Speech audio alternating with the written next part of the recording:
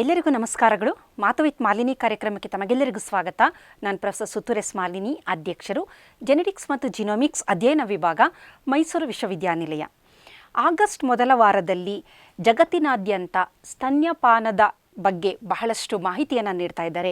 Breast feeding weak ಅಂತ ಅದನ್ನ ಕರೀತಾರೆ. ಹಾಗಾದರೆ ಸ್ತನ್ಯಪಾನ ಏನಿದೆ ಅದು ಅಂದರೆ ತಾಯಿಯ ಎದೆಹಾಲನ್ನು ಮಗುವಿಗೆ ನೀಡುವುದರ ಮಹತ್ವದ ಕುರಿತು ಜಗತ್ತಿನಾದ್ಯಂತ ಒಂದು ಅರಿವನ್ನು, ತಿಳುವಳಿಕೆಯನ್ನು ನೀಡ್ತಾ ಇದ್ದಾರೆ. ಹಾಗಾದರೆ ಇದರ ಮಹತ್ವ ಏನು? ತಾಯಿಯ ಎದೆಹಾಲಿಗೆ ಏನಕ್ಕೆ ಅಷ್ಟೊಂದು ಮಹತ್ವ ಇದೆ? ಇದರ ವೈಜ್ಞಾನಿಕತೆ ಏನು? ಇದರಿಂದ ಮಗುವಿಗಾಗುವ ಪ್ರಯೋಜನಗಳು ಏನು ಅಂತ ನಾವು ನೋಡೋದಾದರೆ, ನಮ್ಮ ಸಂಸ್ಕೃತಿಯಲ್ಲಿ ತಾಯಿಯನ್ನು ದೇವರಿಗೆ ಹೋಲಿಸ್ತಿದ್ದೀವಿ. ಅದರಲ್ಲೂ ಮೊದಲ ಪ್ರಾಶಸ್ತ್ಯ ತಾಯಿಗೆನೆ. ಮಾತೃದೇವೋಭವ, ನಂತರ ಪಿತೃದೇವೋಭವ, ನಂತರ ಆಚಾರ್ಯ ದೇವೋಭವ ಅಂತ ನಾವು ಕರಿತೀವಿ. ಅದೇ ರೀತಿ ಮಗುವಿನ ಮೊದಲ ಪಾಠಶಾಲೆನೇ ಮನೆ, ತಾಯಿಯೇ ಮೊದಲ ಗುರು ಅಂತ ಕರಿತೀವಿ. ಜೊತೆಯಲ್ಲಿ ತಾಯಿಯ ಎದೆಹಾಲು ಒಂದು ಅಮೃತಕ್ಕೆ ಸಮಾನ. ಅದನ್ನು ಯಾವ ಮಕ್ಕಳು ಸರಿಯಾದ ಪ್ರಮಾಣದಲ್ಲಿ ಸೇವನೆ ಮಾಡ್ತಾರೆ ಅವರ ಆರೋಗ್ಯ ಅದ್ಭುತವಾಗಿರುತ್ತೆ. ಅಂದರೆ ಅಮೃತ ಅಂದರೆ ಅಮರತ್ವವನ್ನು ನೀಡುವಂಥದ್ದು. ಇಲ್ಲಿ ಸಾವೇ ಇಲ್ಲ ಅಂತ ಅರ್ಥ ಅಲ್ಲ, ಆದರೆ ಅವರ ರೋಗ ಪ್ರತಿರೋಧಕ ಶಕ್ತಿ ಅದ್ಭುತವಾಗಿರುತ್ತೆ. ಬದುಕಿರುವವರೆಗೂ ಒಳ್ಳೆಯ ಆರೋಗ್ಯವನ್ನು ಪಡಿತಾರೆ. ಅಂತಹ ವ್ಯಕ್ತಿಗಳ ಒಂದು ದೈಹಿಕ, ಮಾನಸಿಕ ಆರೋಗ್ಯ ಉತ್ತಮವಾಗಿರುತ್ತೆ ಅಂತ ಅರ್ಥ. ಹಾಗಾದರೆ ಈ ಒಂದು ತಾಯಿಯ ಎದೆ ಹಾಲಿನಲ್ಲಿ ಏನೇನು ಅಂಶಗಳಿದೆ ಅಂತ ನಾವು ನೋಡೋದಾದರೆ, ಇದನ್ನು ಜೈವಿಕ ದ್ರವ ಅಂತ ಕರಿತೀವಿ. ಅಂದರೆ ಇದರಲ್ಲಿ ಸಾವಿರಾರು ಅಣುಗಳಿದೆ. ಈ ಅಣುಗಳು ಬಯೋ ಆ್ಯಕ್ಟಿವ್ ಮಾಲಿಕ್ಯೂಲ್ ಅಂತ ನಾವು ಅದನ್ನು ಕರಿಬಹುದು. ಈ ಸಾವಿರಾರು ಮಾಲಿಕ್ಯೂಲ್ಸು ಒಂದು ಎರಡಲ್ಲ, ಪ್ರತಿ ಸಲ ಇದನ್ನು ಪ್ರಯೋಗಶಾಲೆಯಲ್ಲಿ ಎಕ್ಸ್ಪರಿಮೆಂಟೇಷನ್ ಮಾಡಿದಾಗ ಪ್ರತಿ ಸಲ ಹೊಸ ಹೊಸ ಅಣುಗಳು, ಬಯೋ ಆ್ಯಕ್ಟಿವ್ ಮಾಲಿಕ್ಯೂಲ್ಗಳನ್ನು ವಿಜ್ಞಾನಿಗಳು ಕಂಡುಹಿಡಿದಿದ್ದಾರೆ. ಹಾಗೆಯೇ ಒಂದು ಆರ್ಟಿಫಿಷಿಯಲ್ ಆಗಿ, ಕೃತಕವಾಗಿ ತಾಯಿಯ ಎದೆ ಹಾಲಿಗೆ ಸಮಾನವಾದ ಒಂದು ಹಾಲನ್ನು ಇದುವರೆಗೂ ಇಂಥ ಒಂದು ಟೆಕ್ನಾಲಜಿ ಯುಗದಲ್ಲಿ ನಾವಿದ್ದರೂ ಅದಕ್ಕೆ ಸರಿಸಮಾನವಾಗಿ ಪೂರಕ ಒಂದು ಆಹಾರವನ್ನು ಇದುವರೆಗೂ ನಮಗೆ ಕೊಡೋಕ್ಕೆ ಆಗ್ತಾ ಇಲ್ಲ.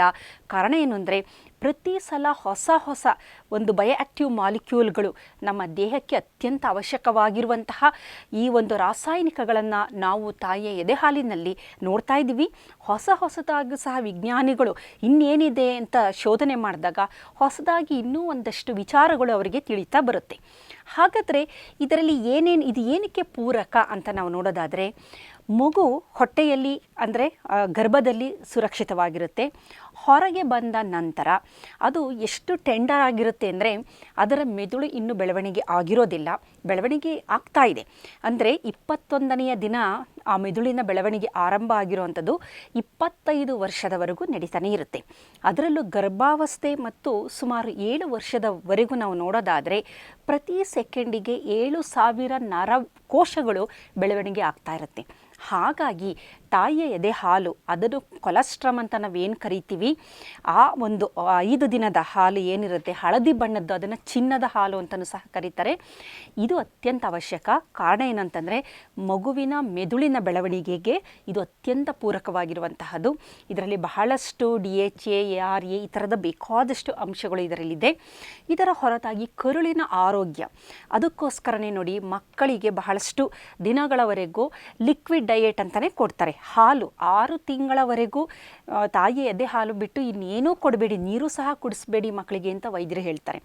6 ತಿಂಗಳು ಕಳೆದ ನಂತರ ನಿಧಾನವಾಗಿ ಅದಕ್ಕೆ ಬೇರೆ ಒಂದು ಸೆಮಿ ಸಾಲಿಡ್ ಆಗಿರೋಂಥದ್ದು ಲಿಕ್ವಿಡ್ ದ್ರವಗಳನ್ನು, ಪೂರಕ ಆಹಾರಗಳನ್ನು ಕೊಡ್ತಾ ಬನ್ನಿ ಅಂತಂತಾರೆ.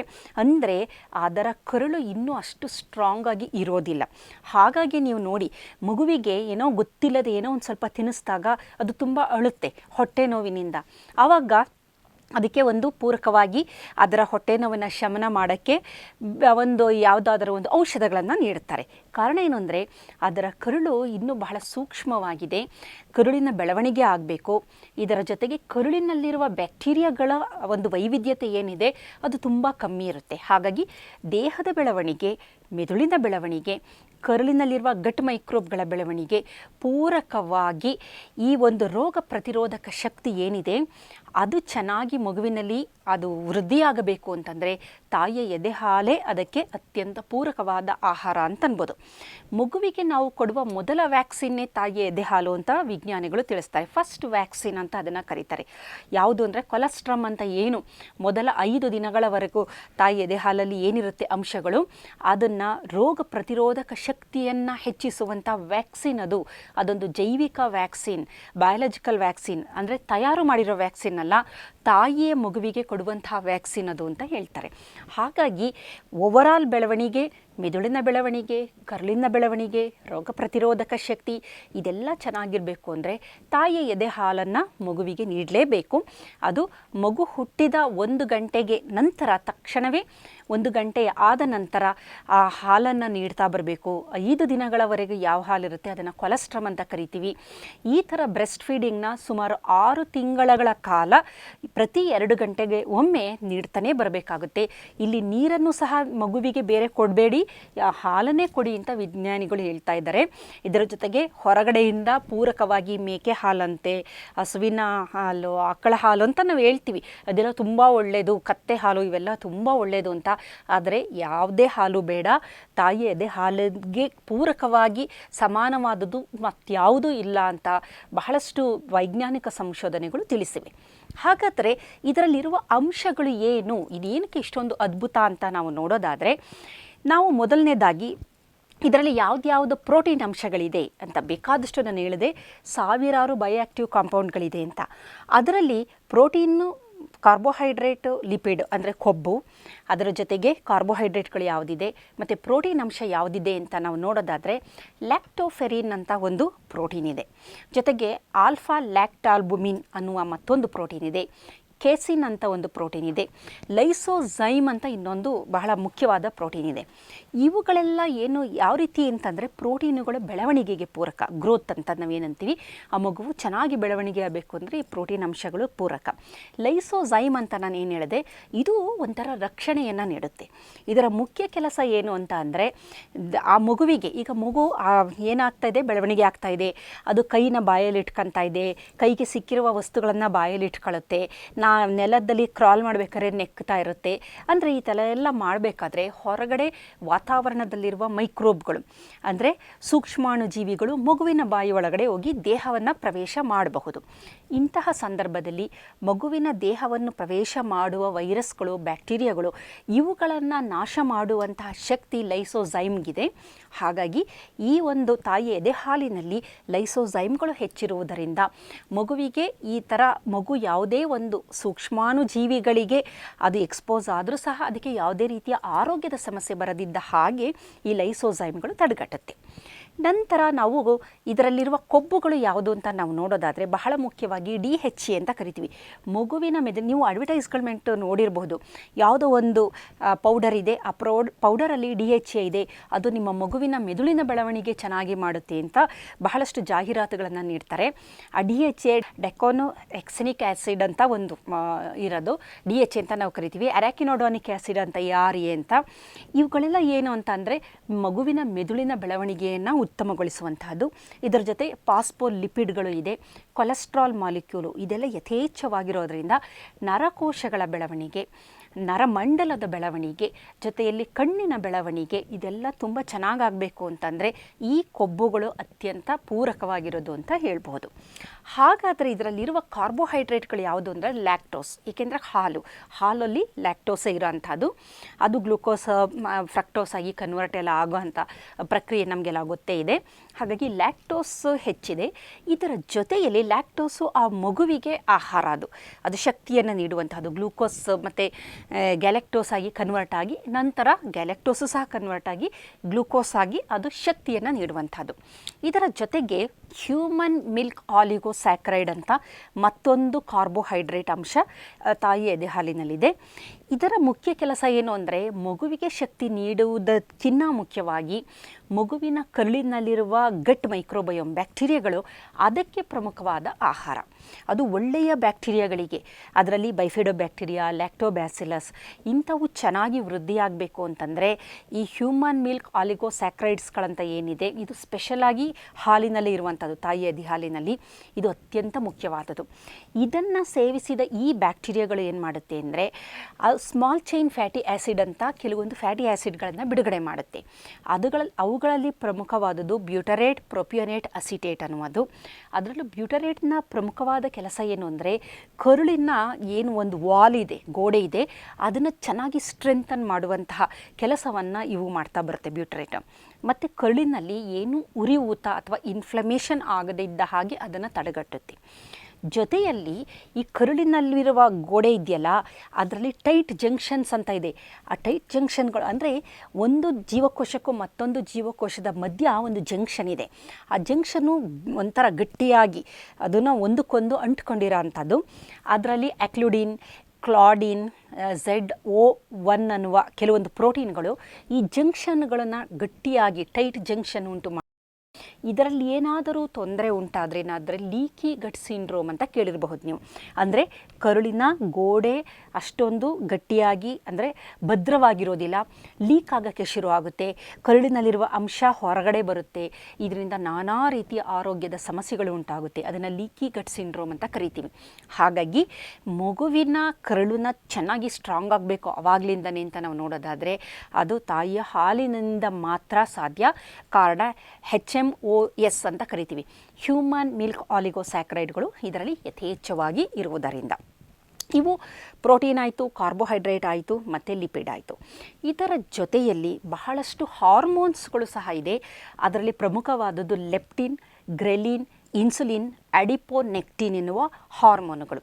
ಹಾಗಾದರೆ ಈ ಹಾರ್ಮೋನ್ಗಳ ಕೆಲಸ ಏನು ಅಂತ ನಾವು ನೋಡೋದಾದರೆ ಹಸಿವನ್ನು ಉಂಟು ಮಾಡೋದು, ಶಕ್ತಿಯನ್ನು ನೀಡುವಂತಹದ್ದು, ಮತ್ತು ಒಂದು ಸಮತೋಲನ, ಹಸಿವು ಮತ್ತು ಶಕ್ತಿಯ ವರ್ಧನೆ, ಅದನ್ನು ಬ್ಯಾಲೆನ್ಸ್ ಮಾಡುವ ಸಮತೋಲನ. ಅಂದರೆ ಮಗುವಿಗೆ ಈ ಹಾರ್ಮೋನುಗಳು ಸರಿಯಾದ ಪ್ರಮಾಣದಲ್ಲಿ ಬಿಡುಗಡೆಯಾದಾಗ ಅದು ಹಸಿವಾದಾಗ ಅಳುತ್ತೆ, ಅಂದರೆ ಹಸಿವನ್ನು ತಿಳಿಸುವಂಥದ್ದು.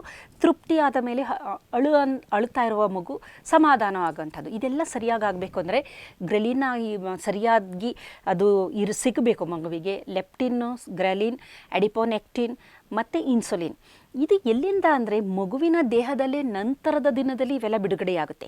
ಈಗ ನಾವು ದೊಡ್ಡವರು, ನಮ್ಮ ದೇಹದಲ್ಲಿ ಲೆಪ್ಟಿನ್ ಆಗ್ಬೋದು, ಗ್ರೆಲಿನ್ ಆಗ್ಬೋದು, ಅಡಿಪೋನೆಕ್ಟಿನ್ ಆಗ್ಬೋದು, ಇನ್ಸುಲಿನ್ ಇವೆಲ್ಲ ಬಿಡುಗಡೆಯಾಗುತ್ತೆ. ಲೆಪ್ಟಿನ್ನಿಂದ ಅಂದರೆ ನಮ್ಮ ಕೊಬ್ಬಿನ ಜೀವಕೋಶಗಳಿಂದ ಬಿಡುಗಡೆಯಾಗುತ್ತೆ. ಗ್ರೆಲಿನ್ ನಮ್ಮ ಕರುಳಿನಲ್ಲಿರುವ ಎಲ್ಲ ಜೀವಕೋಶಗಳಿಂದ ಬಿಡುಗಡೆಯಾಗುತ್ತೆ. ಅಡಿಪೋನೆಕ್ಟಿನ್ ಮತ್ತೊಮ್ಮೆ ನಮ್ಮ ದೇಹದಲ್ಲಿರುವ ಈ ಕೊಬ್ಬಿನ ಜೀವಕೋಶಗಳಿಂದ ಬಿಡುಗಡೆಯಾಗುತ್ತೆ. ಇನ್ಸುಲಿನ್ ಪ್ಯಾನ್ಕ್ರಿಯಾದಿಂದ ಬಿಡುಗಡೆಯಾಗುತ್ತೆ ನಮ್ಮಗಳ ದೇಹದಲ್ಲಿ.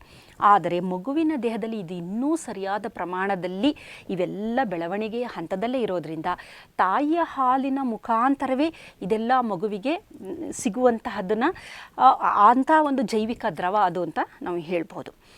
ಜೊತೆಯಲ್ಲಿ ಈ ತಾಯಿಯ ಎದೆ ಹಾಲಿನಲ್ಲಿ ಬಹಳಷ್ಟು ಬೇರೆ ಬೇರೆ ಬಯೋಆಕ್ಟಿವ್ ಕಾಂಪೌಂಡ್ಗಳಿದೆ. ಅದರಲ್ಲಿ ಪ್ರಮುಖವಾಗಿ ಲ್ಯೂಕೋಸೈಡ್ಸ್ಗಳು ಅಂದರೆ ಜೀವಕೋಶಗಳು, ಅಂದರೆ ರೋಗ ಪ್ರತಿರೋಧಕವನ್ನು ಉಂಟು ಮಾಡುವ ಜೀವಕೋಶಗಳು, ಗ್ರೋತ್ ಫ್ಯಾಕ್ಟರ್ಗಳು, ಬೆಳವಣಿಗೆ ಹೆಚ್ಚಿಸುವಂಥ ಗ್ರೋತ್ ಫ್ಯಾಕ್ಟರ್ಗಳು, ಸೈಟೋಕೈನ್ಗಳು ಅಂದರೆ ಮಗುವಿನ ದೇಹದಲ್ಲಿ ಯಾವುದೇ ರೀತಿ ಉರಿಯೂತ, ಇನ್ಫ್ಲಮೇಷನ್ ಉಂಟಾಗದಿದ್ದ ಹಾಗೆ ತಡೆಗಟ್ಟುವಂಥ ಸೈಟೋಕೈನ್ಸ್ಗಳು ಸಹ ಇದೆ. ಎಲ್ಲದಕ್ಕಿಂತ ಮುಖ್ಯವಾಗಿ ನಾನು ಆವಾಗಲೇ ತಿಳಿಸಿದೆ, ಇದು ಒಂದು ವ್ಯಾಕ್ಸಿನ್ ಥರ ಅಂತ. ಹೇಗೆ ಅಂತ ನಾವು ನೋಡೋದಾದರೆ ತಾಯಿಯ ಹಾಲಿನಲ್ಲಿ IgA ಎನ್ನುವ ಒಂದು ಅದು ಇಮ್ಯುನೋಗ್ಲೋಬಿನ್ ಅಂತ ಕರಿತೀವಿ, ಇದು ಇರೋದ್ರಿಂದ ಏನಾಗುತ್ತೆ ಆ್ಯಂಟಿಬಾಡಿಗಳನ್ನು ಇದು ಬಿಡುಗಡೆ ಮಾಡ್ತಾ ಬರುತ್ತೆ. ಈ IgA ಈ ಆ್ಯಂಟಿಬಾಡಿಗಳು ಏನು ಮಾಡುತ್ತೆ ಅಂತಂದರೆ ಆ ದೇಹವನ್ನು ಪ್ರವೇಶ ಮಾಡುವ ವೈರಸ್ ಅಥವಾ ಬ್ಯಾಕ್ಟೀರಿಯಾಗಳ ಜೊತೆಗೆ ಬೈಂಡ್ ಆಗಿ ಅವುಗಳನ್ನು ನಾಶ ಮಾಡುತ್ತೆ. ಅವುಗಳು ದೇಹದ ಕರುಳಿನ ಮುಖ್ಯವಾಗಿ ಆ ಗೋಡೆಗಳಿಗೆ ಅಂಟಿಕೊಳ್ಳದಿದ್ದ ಹಾಗೆ ಅವುಗಳನ್ನು ತಡೆದು ಅವುಗಳನ್ನು ನಾಶ ಮಾಡುವಂತಹ ಪ್ರಕ್ರಿಯೆಯನ್ನು IgA ಇಮ್ಯುನೋಗ್ಲೋಬಿನ್ A ಮಾಡುತ್ತೆ. ಅದಕ್ಕೋಸ್ಕರನೇ ನಾವು ಇದನ್ನು ಫಸ್ಟ್ ವ್ಯಾಕ್ಸಿನೇಷನ್ ಅಂತ ಕರಿತೀವಿ. ಇದರ ಜೊತೆಗೆ ನಾನು ಲ್ಯಾಕ್ಟೋಫೆರಿನ್ ಎನ್ನುವ ಒಂದು ಪ್ರೋಟೀನ್ ಇದೆ ತಾಯಿಯ ಹಾಲಿನಲ್ಲಿ ಅಂತ ಅಂದೆ. ಇದರ ಪ್ರಮುಖವಾದ ಕೆಲಸ ಏನು ಅಂದರೆ, ಫೆರಿನ್ ಅಂದಿದ ತಕ್ಷಣ ನಮಗೆ ಗೊತ್ತಾಗಬೇಕು ಇದರಲ್ಲಿ ಐರನ್, ಕಬ್ಬಿಣ ಅಂಶ ಇದೆ ಅಂತ. ಇದೇನು ಮಾಡುತ್ತೆ, ಲ್ಯಾಕ್ಟೋಫೆರಿನ್ ಏನು ಮಾಡುತ್ತೆ, ದೇಹದಲ್ಲಿ ಮಗುವಿನ ದೇಹದಲ್ಲಿ ಇರುವಂಥ ಕಬ್ಬಿಣದ ಜೊತೆ ಸ್ವಲ್ಪ ಬೈಂಡ್ ಆಗೋಕ್ಕೆ ಶುರು ಮಾಡುತ್ತೆ. ಆ ಸಂದರ್ಭದಲ್ಲಿ ಏನಾಗುತ್ತೆ, ದೇಹವನ್ನು ಪ್ರವೇಶ ಮಾಡುವ ಸೂಕ್ಷ್ಮಾಣು ಜೀವಿಗಳಿಗೆ ಕಬ್ಬಿಣದ ಅಂಶ ಬೇಕು. ಅದು ಸಿಗದೇ ಇದ್ದ ಪಕ್ಷದಲ್ಲಿ ಅವು ನಾಶ ಆಗ್ತಾ ಬರುತ್ತೆ. ಹಾಗಾಗಿ ಈ ಮುಖಾಂತರ ಅದು ಆ ಒಂದು ಸೂಕ್ಷ್ಮಾಣು ಏನು ನಮ್ಮ ದೇಹಕ್ಕೆ ಮಗುವಿಗೆ ತೊಂದರೆ ಮಾಡುತ್ತಲ್ಲ, ಅಂತಹ ಸೂಕ್ಷ್ಮಾಣು ಜೀವಿಗಳು, ಬ್ಯಾಕ್ಟೀರಿಯಾಗಳು, ವೈರಸ್ಗಳು ಇವುಗಳು ವೃದ್ಧಿಯಾಗಬಾರದು ದೇಹದಲ್ಲಿ. ಆ ಕಾರಣದಿಂದ ಏನು ಮಾಡುತ್ತಿದ್ದು, ಈ ಒಂದು ಲ್ಯಾಕ್ಟೋಫೆರಿನ್ ಕಬ್ಬಿಣದ ಜೊತೆ ಬೈಂಡ್ ಆಗಿ ಆ ಒಂದು ಸೂಕ್ಷ್ಮಾಣು ಜೀವಿಗಳಿಗೆ ಕಬ್ಬಿಣದ ಅಂಶ ದೊರಕದ ಥರ ಮಾಡುತ್ತೆ. ಇದರಿಂದ ಅವುಗಳು ಬಹಳ ಬೇಗ ನಾಶ ಆಗ್ತಾ ಬರುತ್ತೆ. ಜೊತೆಯಲ್ಲಿ ತಾಯಿಯ ಹಾಲಿನಲ್ಲಿ ಬಹಳ ಪ್ರಮುಖವಾದ ಎಪಿಡರ್ಮಲ್ ಗ್ರೋತ್ ಫ್ಯಾಕ್ಟರ್ ಎನ್ನುವುದೊಂದು, ಟ್ರಾನ್ಸ್ಫಾರ್ಮಿಂಗ್ ಗ್ರೋತ್ ಫ್ಯಾಕ್ಟರ್, ಈ ಥರದ ಕೆಲವು ಗ್ರೋತ್ ಫ್ಯಾಕ್ಟರ್ಸ್ಗಳು ಇರುತ್ತೆ. ಇವುಗಳು ಏನು ಪ್ರಮುಖವಾಗಿ ಇವುಗಳ ಕೆಲಸ ಅಂತಂದರೆ, ಮಗುವಿನ ಬೆಳವಣಿಗೆ, ಓವರಾಲ್ ದೇಹದ ಸಂಪೂರ್ಣ ಬೆಳವಣಿಗೆ ಚೆನ್ನಾಗಿ ನಡಿಬೇಕು ಅನ್ನುವ ಕಾರಣದಿಂದಾಗಿ ಈ ಒಂದು ಗ್ರೋತ್ ಫ್ಯಾಕ್ಟರ್ಸ್ಗಳು ತಾಯಿಯ ಹಾಲಿನಲ್ಲಿ ಯಥೇಚ್ಛವಾಗಿದೆ. ಜೊತೆಯಲ್ಲಿ ಬಹಳಷ್ಟು ವೈಟಮಿನ್ಗಳು, ಮಿನರಲ್ಸ್ಗಳು, ಟ್ರೇಸ್ ಎಲಿಮೆಂಟ್ಸ್ಗಳು, ಮಗುವಿಗೆ ಪೂರಕವಾಗಿರುವಂತಹ ಎಲ್ಲ ಅಂಶಗಳನ್ನು ಇದರಲ್ಲಿ ಇದು ಒಳಗೊಂಡಿದೆ. ಅದರಲ್ಲೂ ಪ್ರಮುಖವಾಗಿ ಕೊಲೆಸ್ಟ್ರಮ್ ಅಂತ ನಾವೇನು ಕರಿತೀವಿ, ಆ ಮೊದಲ 5 ದಿನದಲ್ಲಿ ಯಥೇಚ್ಛವಾಗಿ, ಅಂದರೆ ಅದೊಂದು ತುಂಬ ಡೆಲಿಕೇಟ್ ಆಗಿರುತ್ತೆ ಮಗು ಹುಟ್ಟಿದ ನಂತರ, ನವಜಾತ ಶಿಶು ಅಂತ ನೀವು ಕೇಳಿರ್ಬೋದು. ಅದಕ್ಕೆ ಸರಿಯಾದ ರೀತಿಯಲ್ಲಿ ಆಹಾರ ಸಿಗಬೇಕು. ಯಾವ ಮಕ್ಕಳಿಗೆ ತಾಯಿಯ ಹಾಲು ಕುಡಿದು ಬೆಳೆದಿರ್ತಾರೆ ಅಂಥ ಮಕ್ಕಳಿಗೆ ರೋಗ ಪ್ರತಿರೋಧಕ ಶಕ್ತಿ ತುಂಬ ಚೆನ್ನಾಗಿರುತ್ತೆ. ಜೊತೆಯಲ್ಲಿ ಅವರುಗಳ ಓವರಾಲ್ ಬೆಳವಣಿಗೆಯೂ ಚೆನ್ನಾಗಿರುತ್ತೆ, ಮೆದುಳಿನ ಬೆಳವಣಿಗೆ ಚೆನ್ನಾಗಿರುತ್ತೆ, ಅವುಗಳ ಗಟ್ ಮೈಕ್ರೋಬ್ಗಳು ಏನಿದೆ ಅವುಗಳು ಸಹ ಬಹಳ ಉತ್ತಮವಾದ ರೀತಿಯಲ್ಲಿ ಬೆಳವಣಿಗೆ ಹೊಂದಿರುತ್ತೆ. ಇದರ ಜೊತೆಯಲ್ಲಿ ಇಂತಹ ಒಂದು ತಾಯಿ ಮತ್ತು ಮಗು, ಹಾಲು ನೀಡುವ ತಾಯಿ ಮತ್ತು ಮಗುವನ್ನ ನಾವು ನೋಡೋದಾದರೆ, ತಾಯಿ ಹಾಲು ನೀಡಿದಾಗ ಆಕೆಯಲ್ಲಿ ಆಕ್ಸಿಟಾಸಿನ್ ಎನ್ನುವ ಒಂದು ಹಾರ್ಮೋನು ಬಿಡುಗಡೆಯಾಗುತ್ತೆ. ಆಕ್ಸಿಟಾಸಿನ್ನ ಪ್ರಮುಖ ಕೆಲಸ ಏನು ಅಂತಂದರೆ, it is a love hormone, trust hormone, bonding hormone. ಇದು ತಾಯಿ ಮತ್ತು ಮಗು ಇಬ್ಬರಲ್ಲೂ ಬಿಡುಗಡೆಯಾಗುವುದರಿಂದ ತಾಯಿ ಮತ್ತು ಮಗುವಿನ ಬಾಂಧವ್ಯ, ಯಾವ ತಾಯಿ ಶಿಶುವಿಗೆ ಹಾಲು ನೀಡ್ತಾಳೆ ಅಂಥ ತಾಯಿ ಮತ್ತು ಮಗುವಿನ ಮಧ್ಯೆ ಒಂದು ಅವಿನಾಭಾವ ಸಂಬಂಧ ಆವಾಗಲೇ ಆರಂಭ ಆಗುತ್ತೆ. ಅದು ಮುಂದಿನ ದಿನದಲ್ಲಿ ಹಾಗೆ ಅದು ಮುಂದುವರಿತಾ ಹೋಗುತ್ತೆ. ಹಾಗಾಗಿ ಇದರ ಜೊತೆಯಲ್ಲಿ ತಾಯಿ ಆವಾಗ ಹಾಲನ್ನ ಮಗುಗೆ ನೀಡ್ತಾಳೆ. ಆಗೇನಾಗುತ್ತೆ, ಆಕೆಯ ಗರ್ಭಾವಸ್ಥೆಯಲ್ಲಿ ಆಕೆಯ ಗರ್ಭಕೋಶ ತುಂಬ ದೊಡ್ಡದಾಗಿರುತ್ತೆ, ರಕ್ತಸ್ರಾವ ಜಾಸ್ತಿ ಆಗ್ತಾ ಇರುತ್ತೆ ಹೆರಿಗೆಯ ನಂತರ.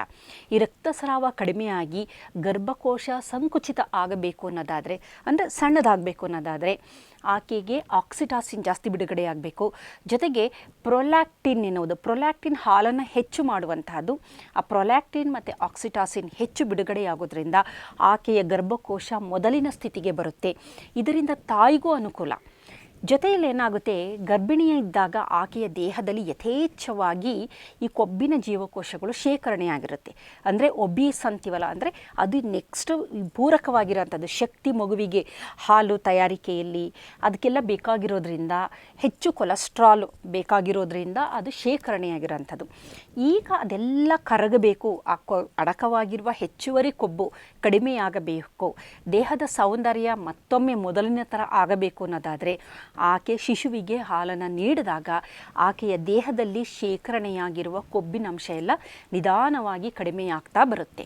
ಹಾಗಾಗಿ ಇದರಿಂದ ತಾಯಿಗೂ ಬಹಳಷ್ಟು ಅನುಕೂಲಗಳಿದೆ, ಮಗುವಿಗೆ ಬಹಳಷ್ಟು, ಅಂದರೆ ಯಥೇಚ್ಛವಾದ ಒಂದು ಪರಿಣಾಮವನ್ನು ನಾವು ನೋಡಬಹುದು.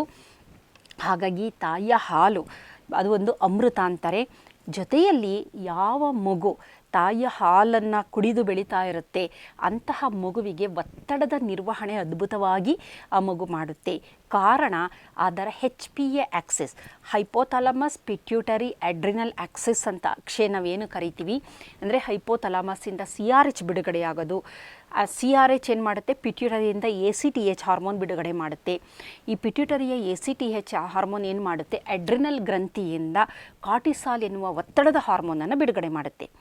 ಬಹಳಷ್ಟು ಸಂಶೋಧನೆಗಳು ಏನು ತಿಳಿಸಿದೆ ಅಂದರೆ, ಯಾವ ಮಕ್ಕಳು ತಾಯಿಯ ಹಾಲನ್ನು ಕುಡಿದು ಬೆಳೀತವೆ ಅಂತಹ ಮಕ್ಕಳಿಗೆ ಒತ್ತಡ ನಿರ್ವಹಣೆ ಅದ್ಭುತವಾಗಿ ನಡೆಯುತ್ತೆ ಅಂತ ತಿಳಿಸಿದ್ದಾರೆ. ಜೊತೆಯಲ್ಲಿ ಇಂತಹ ಮಕ್ಕಳ ಮೆದುಳಿನಲ್ಲಿ ಬ್ರೈನ್ ಡಿರೈವ್ಡ್ ನ್ಯೂರೋಟ್ರೋಪಿಕ್ ಫ್ಯಾಕ್ಟರ್ ಎನ್ನುವುದು ಅದೊಂದು ಪ್ರೋಟೀನ್, ಅದು ನಮ್ಮ ನರಕೋಶಗಳು ಚೆನ್ನಾಗಿ ಬೆಳವಣಿಗೆ ಆಗಬೇಕಾದ್ರೆ. ಜೊತೆಯಲ್ಲಿ NR3C1 ಅನ್ನುವ ಇನ್ನೊಂದು ಜೀನು ಆ್ಯಕ್ಟಿವೇಟ್ ಆಗುತ್ತೆ, ಗ್ಲೂಕೋಕಾರ್ಟಿಕಾಯ್ಡ್ ರೆಸೆಪ್ಟಾರ್ ಜೀನ್ ಅಂತ. ಇದು ಯಾವ ಶಿಶುವಿನಲ್ಲಿ ಚೆನ್ನಾಗಿ ಆ್ಯಕ್ಟಿವೇಟ್ ಆಗಿರುತ್ತೆ ಅಂತಹ ಶಿಶುವು ಮುಂದಿನ ದಿನದಲ್ಲಿ ಒತ್ತಡ ನಿರ್ವಹಣೆಯನ್ನು ಅದ್ಭುತವಾಗಿ ಮಾಡುತ್ತೆ. ಜೊತೆಯಲ್ಲಿ ತಾಯಿಯ ಹಾಲನ್ನು ತೆಗೆದುಕೊಳ್ಳುವ ಮಗುವಿನ ಮೆದುಳಿನಲ್ಲಿ ಮಿಥೈಲೇಷನ್ ಪ್ರೋಸೆಸ್ಸು ಕಮ್ಮಿ ಇರೋದರಿಂದ ಆ ಮಗುವಿನ ಬಹಳಷ್ಟು ಜೀನ್ಗಳು ಆ್ಯಕ್ಟಿವೇಟ್ ಆಗಿ ಕಲಿಕೆ ಚೆನ್ನಾಗಿರುತ್ತೆ, ಒತ್ತಡ ನಿರ್ವಹಣೆ ಚೆನ್ನಾಗಿರುತ್ತೆ, ಗಮನ ಹರಿಸೋದು ಚೆನ್ನಾಗಿರುತ್ತೆ. ಎಲ್ಲದು ಒಂದು ಅದ್ಭುತ ಅಂತ ನಾವು ಏನಂತೀವಿ ಆ ಥರ ಮಗುವಿನಲ್ಲಿ ನಾವು ನೋಡ್ಬೋದು. ಜೊತೆಯಲ್ಲಿ ತಾಯಿಯ ಹಾಲಿನಲ್ಲಿ ಮೈಕ್ರೋ RNAಗಳನ್ನು ವಿಜ್ಞಾನಿಗಳು ಕಂಡುಹಿಡಿದಿದ್ದಾರೆ. ಎಕ್ಸೋಝೋಮ್ ಅನ್ನುವ ಮತ್ತೊಂದು ಅಂಶವನ್ನು ಸಹ ಕಂಡುಹಿಡಿದಿದ್ದಾರೆ. ಇವುಗಳ ಕೆಲಸ ಏನು ಅಂತಂದರೆ ಬಹಳಷ್ಟು ಒಳ್ಳೆಯ ಜೀನ್ಗಳನ್ನು ಆ್ಯಕ್ಟಿವೇಟ್ ಮಾಡುವಂಥದ್ದು ಈ ಮೈಕ್ರೋ RNAಗಳು ಮತ್ತು ಎಕ್ಸೋಝೋಮ್ಗಳು. ನಮ್ಮ ದೇಹಕ್ಕೆ ಪೂರಕವಾಗಿ ಒಳ್ಳೆಯದು ಬೇಕಾಗಿರುವಂಥ ಜೀನ್ಸ್ಗಳನ್ನು ಆ್ಯಕ್ಟಿವೇಟ್ ಮಾಡೋದು, ಯಾವುದು ತೊಂದರೆ ಆಗುತ್ತೆ ಅಂಥದನ್ನು ಕಡಿಮೆ ಮಾಡುವಂಥದ್ದು, ಅಂತಹ ಕೆಲಸವನ್ನು ಇವುಗಳು ಮಾಡೋದ್ರಿಂದ ಖಂಡಿತವಾಗಿಯೂ ತಾಯಿ ಎದೆ ಹಾಲು ಅದಕ್ಕೋಸ್ಕರನೇ ಅಮೃತ ಅನ್ನೋದು. ಸುಮ್ಮನೆ ಯಾವುದನ್ನು ನಾವು ಅಮೃತ ಅಂತ ಹೇಳೋಕ್ಕಾಗೋದಿಲ್ಲ. ಇದರಲ್ಲಿ ಇಷ್ಟೆಲ್ಲ ಇನ್ನೂ ಬೇಕಾದಷ್ಟು ಅಂಶ. ಇಮ್ಯಾಜಿನ್ ಮಾಡಿ, ಸಾವಿರಾರು ಮಾಲಿಕ್ಯೂಲ್ ಇದರಲ್ಲಿದೆ ಅಂದರೆ ಎಲ್ಲ ಮಾಲಿಕ್ಯೂಲ್ಗಳ ಕೆಲಸ ನಾವು ನೋಡ್ತಾ ಹೋದರೆ ದೇಹದ ಬೆಳವಣಿಗೆಗೆ ಮೆದುಳು, ಹೃದಯ, ಕರುಳು ಎಲ್ಲ ಅಂದರೆ ದೇಹದ ಎಲ್ಲ ಅಂಗಾಂಗಗಳ ಬೆಳವಣಿಗೆ ಚೆನ್ನಾಗಾಗಬೇಕು ಅಂದರೆ ಅದಕ್ಕಿರುವ ಒಂದೇ ಒಂದು ಮಾರ್ಗ ಅಂತಂದರೆ ತಾಯಿಯ ಹಾಲನ್ನು ಸುಮಾರು 6 ತಿಂಗಳ ಕಾಲ ನೀಡುವಂತಹದ್ದು. ಯಾವುದೇ ಪೂರಕ ಆಹಾರ ಇಲ್ಲಿ ನೀಡಬಾರ್ದು, ಪ್ರತಿ 2 ಗಂಟೆಗೊಮ್ಮೆ ನೀಡುವಂತಹದ್ದು. ಇದನ್ನು ಯಾವ ತಾಯಿ ಮಾಡ್ಕೊಳ್ತಾ ಬರ್ತಾಳೆ ಖಂಡಿತವಾಗಿಯೂ ಮಗುವಿನ ಎಲ್ಲದು ಅಂದರೆ ಮೆದುಳಿನ ಬೆಳವಣಿಗೆ, ರೋಗ ಪ್ರತಿರೋಧಕ ಶಕ್ತಿ, ಗಟ್ ಮೈಕ್ರೋಬಯೋಮ್, ಇವತ್ತಿನ ದಿನ ಹೆಚ್ಚು ಸಂಶೋಧನೆ ನಾವು ನಡೆಸ್ತಾ ಇದ್ದೀವಿ. ನಮ್ಮ ಕರುಳಿನಲ್ಲಿ ಒಳ್ಳೆ ಬ್ಯಾಕ್ಟೀರಿಯಾ ಇದ್ದರೆ ಅದು ನಮ್ಮ ದೈಹಿಕ ಮತ್ತು ಮಾನಸಿಕ ಆರೋಗ್ಯವನ್ನು ವೃದ್ಧಿ ಮಾಡುತ್ತೆ ಅಂತ. ಹಾಗಾಗಿ ಇಷ್ಟೆಲ್ಲ ಚೆನ್ನಾಗಿರಬೇಕು ಅಂದರೆ ತಾಯಿಯ ಹಾಲನ್ನು ಅಮೃತ ಅಂತಾರೆ. ಅದನ್ನು ಸೇವನೆ ಮಾಡುವ ಮಕ್ಕಳು ಅದ್ಭುತವಾಗಿರ್ತಾರೆ. ಆದರೆ ಇತ್ತೀಚಿನ ದಿನದಲ್ಲಿ ವರ್ಕಿಂಗ್ ವಿಮೆನ್, ಏಕೆಂದರೆ ಹೊರಗಡೆ ಕೆಲಸ ಮಾಡುವಂತಹ ಹೆಂಗಸರು ಜಾಸ್ತಿ ಇರೋದ್ರಿಂದ ಅದನ್ನು ಹಾಲನ್ನು ಶೇಖರಣೆ ಮಾಡಿ ಅದನ್ನು ಒಂದು ಶುಚಿಯಾದ ಒಂದು ಬಾಟಲ್ನಲ್ಲಿ ಶೇಖರಣೆ ಮಾಡಿ ನಂತರ ಮಗುವಿಗೆ ಕೊಡುವಂತಹ ಪದ್ಧತಿನೂ ಇದೆ. ಇದನ್ನೆಲ್ಲ ನಾವು ಎಲ್ಲೋ ಒಂದು ಕಡೆ ಅಳವಡಿಸಿಕೊಂಡರೆ ಖಂಡಿತವಾಗಿಯೂ ಮಗುವಿನ ಆರೋಗ್ಯ ಚೆನ್ನಾಗಿರುವುದರಲ್ಲಿ ಯಾವುದೇ ಸಂಶಯವಿಲ್ಲ. ನಮಸ್ಕಾರ.